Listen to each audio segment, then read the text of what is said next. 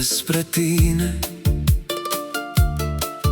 Ești perfectă, nu ești de vină pentru nimic. Te-am creat eu însă-mi în tăcere, te-am încoronat din lumină. O privire și un apus de soare, trăiești în respirația mea, în bătăile inimii mele, în fiecare nouă respirație.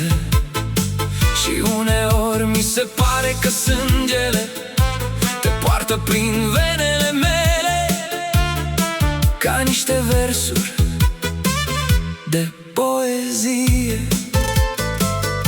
Când munca e la îndemână, caut turma ta. Când întunericul e la îndemână, zorii sunt din nou cu tine. Închid ochii, dar nu pot dormi, tu îmi umpli fiecare călătorie. Este prea mult din tine în mine, dar fără tine doare și mai tare. Tu ești fericirea și captivitatea mea, focului meu cel mai tandru și malefic. Spune-mi, este aceasta dragoste sau nebunie? De ce mă simt înghesuit în propriul meu suflet? N-ai nimic de-a face cu asta, te-am inventat eu însă-mi, dar încă te iubesc deja.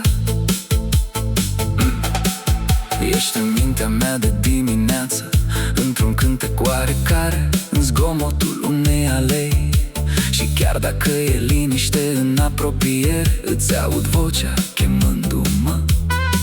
Ești atât de frumoasă, acesta e secretul meu. Ești atât de aproape încât e înfricoșător să mă îndepărtez.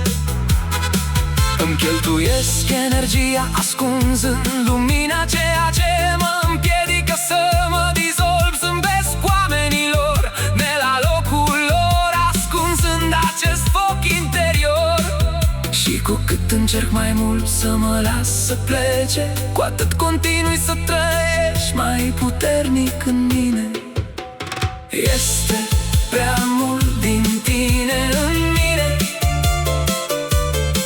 dar fără tine doare și mai tare. Tu ești fericirea și captivitatea mea, cel mai tandru și malefic foc al meu. Spune, este aceasta iubire sau nebunie? De ce mă simt înghesuit în propriul suflet?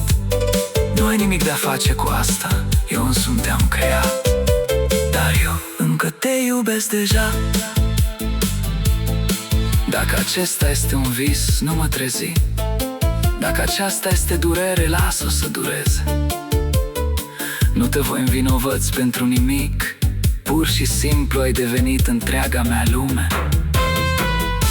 Poate că trebuie să renunț la vis, să-mi recapăt respirația și puterea, dar cum pot să-l șterg din inima mea pe cel pe care eu însumi l-am așezat acolo pentru totdeauna. Este prea mult din tine în mine. Ești în fiecare respirație, în fiecare zi.